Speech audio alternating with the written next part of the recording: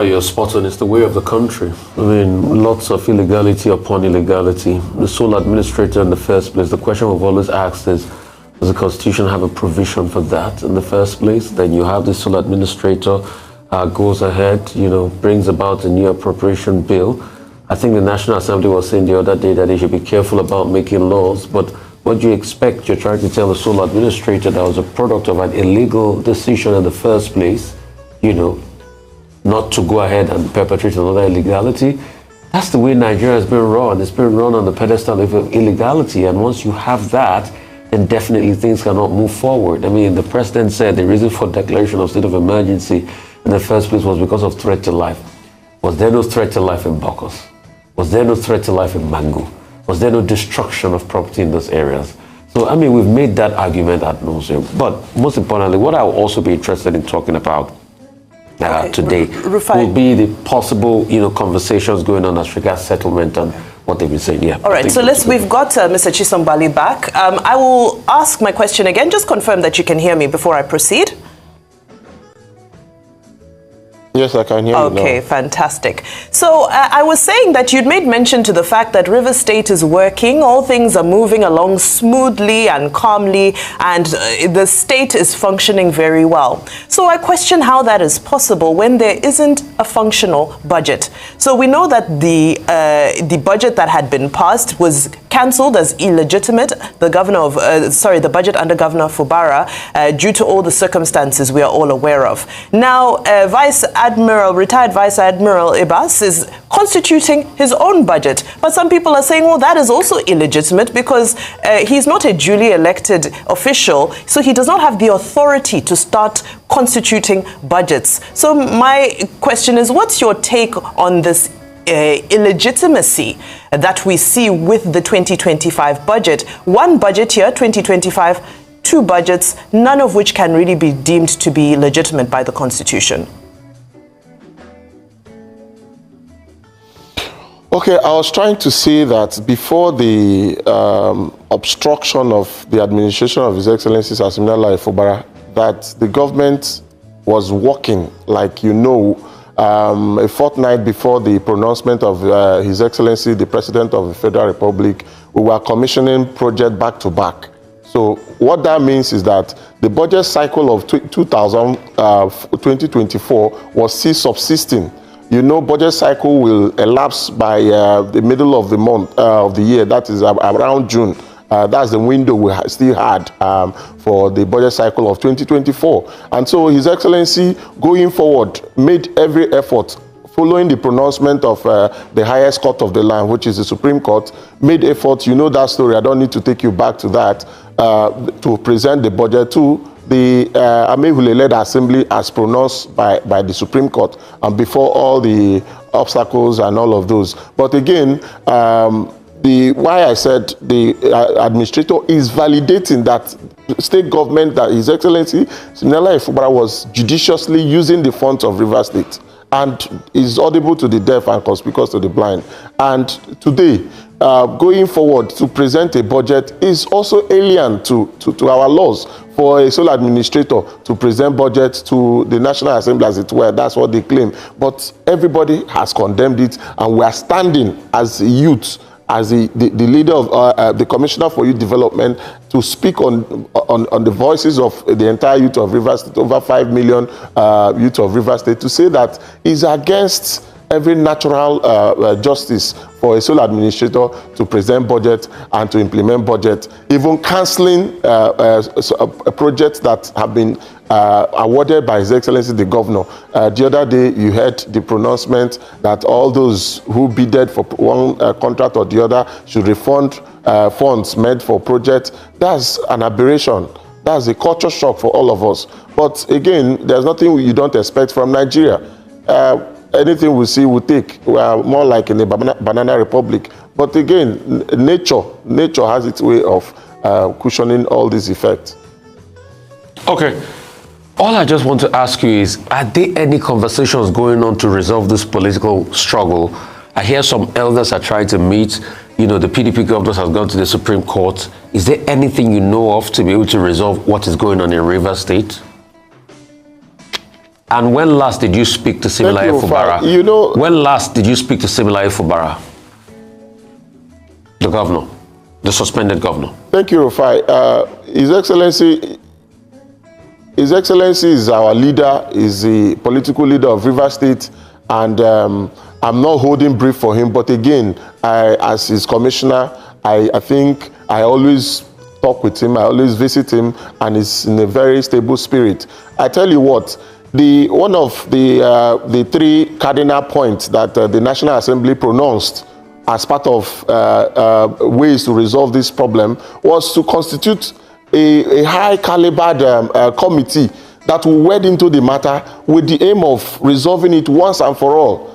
But till now, to tell you that this is a calculated attempt, you know, till now, I don't know of any committee that has been set up by the presidency or by the National Assembly or whoever to wade into this matter with the aim of resolving it once and for all. I'm not aware of any of those. So that's to tell you, we even hear from Grapevine, we heard that the former governor, now Minister of FCT, they are going ahead to plan. There is a calculated attempt to extend the supposed the said state of emergency that should ordinarily not last even now as we speak. What the sole administration was sent to do, is it not to bring peace?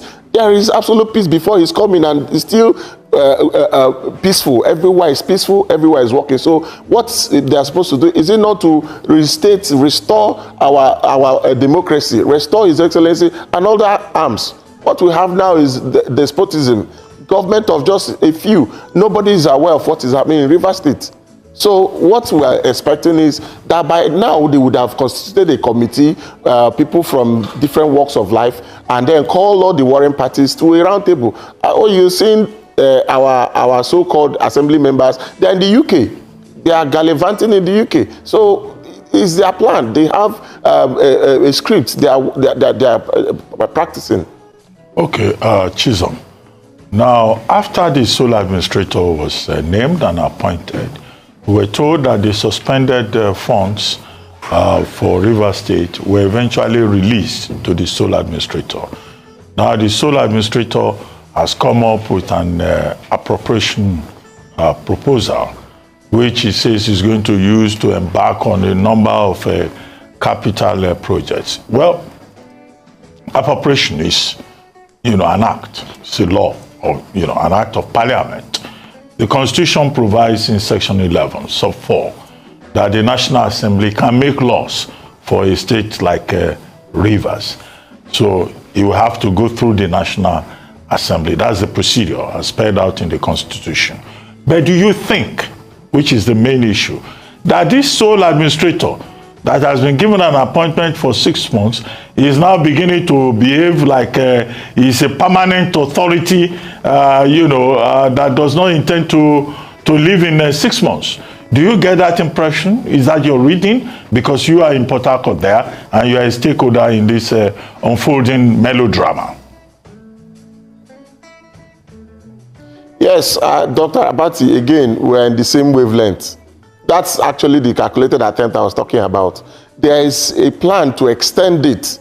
They want to even incite problem before the end of this 6 months, as it were. They want to incite a problem that the president will make another pronouncement. And of course, if there's any extension whatsoever, it calls for the end of the administration. So if you see there's a school of thought in politics they call body language. If you see the body language, you know that this is a calculated attempt where they are setting aside all the subsisting projects, suspending board, parastatal agencies, doing all of that, going for budget presentation, even though it's enshrined in the Constitution. But someone that was sent to come and restore peace, till now, what we're seeing is they even planned also, because we're here, the practicability of whatever they are planning will also get from the grapevine. They even plan to institute a sole administrator at the local government level.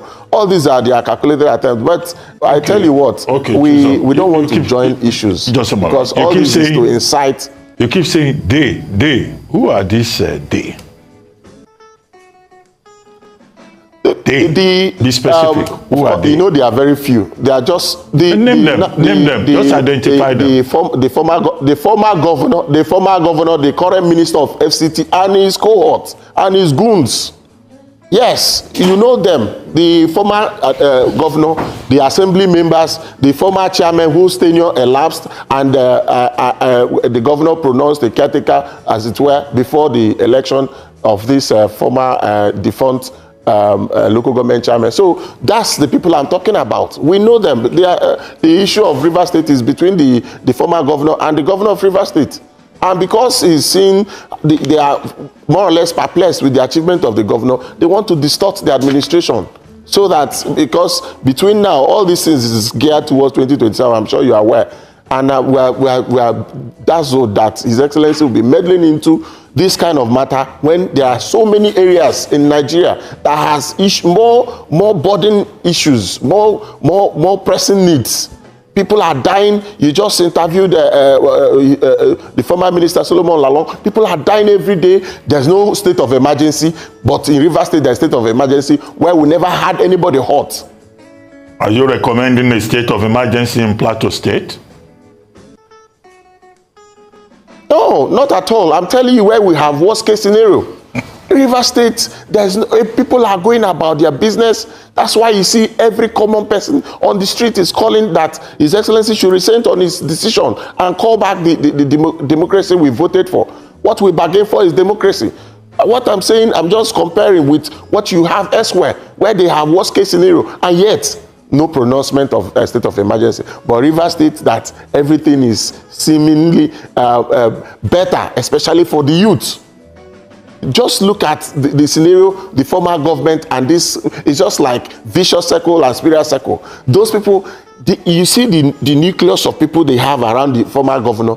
There's nobody you say this is a youth that have been made from this government or be given opportunity. But today you have employment. The last employment we had was 2,000 medical practitioners. We had the other earlier one for Ignatius Ajuru, 1,000. We have 54 projects ongoing and completed by His Excellency the Governor. All this is happening within the framework of the 2 years. All right, now, or less than 2 years in office. We know there's a number of groups taking legal action. Are you going to be taking any legal action to try and restore your governor back to his office, or are you just sitting at home and waiting it out? What's your plan of action?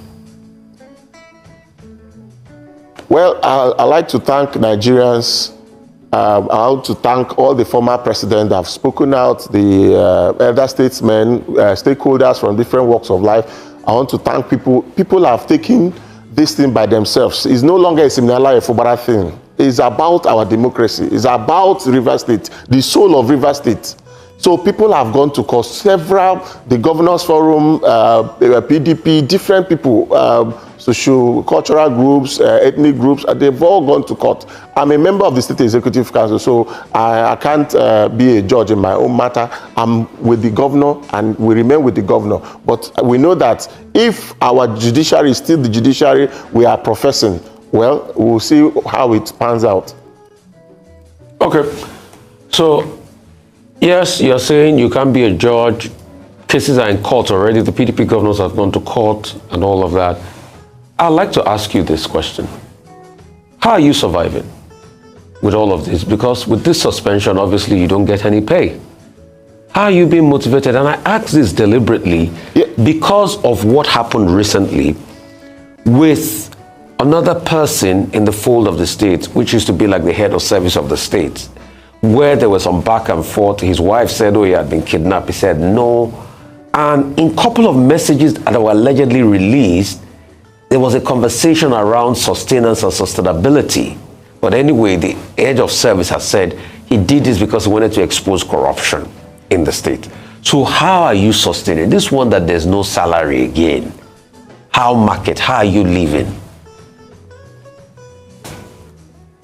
Well, Rufai, thank you so much. First, let me say that I always profess, because my ministry is youth development, I always talk to my youth to have a second address.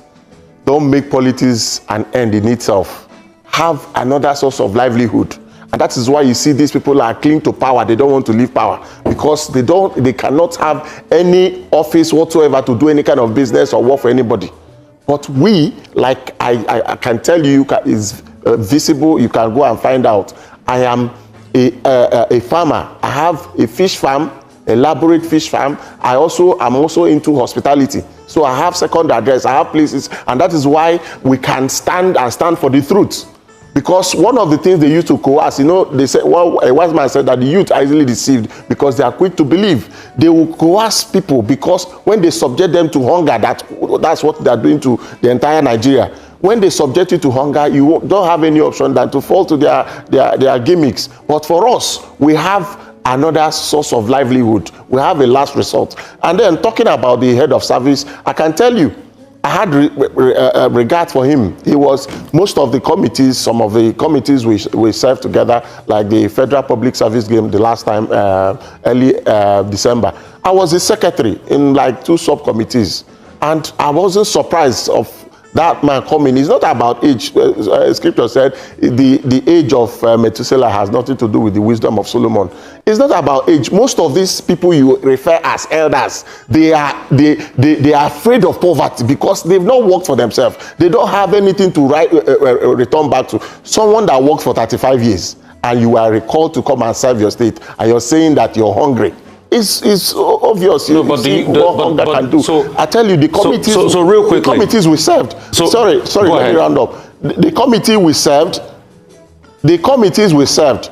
I tell you, I don't want to mention money, but I know how much that was routed through his account, and I was the utility staff. I was the secretary. I'm a younger person. I was doing virtually everything. At the end of the day, other members of our committee, even other committees that worked. Part of our duties, the man confiscated the money, and till today, my colleague, the commissioner for sports, almost confronted him. I was the one that told him, calm down. He had to even call me and say, you're my son, take this, to calm me down, because he knows that I have the overview of what was expended. So that's the kind of man you're talking about. And I can tell you, Rufai, you are knowledgeable. You are one of our best in Nigeria. You know that thing was the script. Even the voice at the background was a script. The man was compromised. So you saw it. Because we don't have time. We're wrapping up now. We're done on the show. Are you accusing the head of service that just resigned for corruption? Are you accusing him of corruption? Is that what you're saying? I can't say without facts, but the closeness I had, the little time I had with him, is someone without integrity. Someone without what you see in the outside is not what is inside. And he told me in one of the conversations we had that the National Assembly member representing Che Omoma, Honorable Kelechi Nwogu, is the father is his best friend. And the voice at the background during the interview, the person that was saying, that used their local language, saying Bibo, Dekwabo, Dekwabo, is Kelechi Nwogu. Read from the script I'm giving to you. Read from the script. Is Kelechi Nwogu. So we know all these things. We were there, don't forget. Do you have your facts? All they do is to set discord. Okay. I know that. I have the facts. I can send you the video and I'll tell you. I mentioned Kelechi Nwogu so that I am subject to litigation. Please send us the video. We'll be waiting on that. Chisom Gbali, please send us the video. We'll be waiting for it. Unfortunately, our time is done. Yes, but thank you so much for your insights. We wish you all the best, and of course, we continue to put Rivers State on the front burner until all issues are resolved.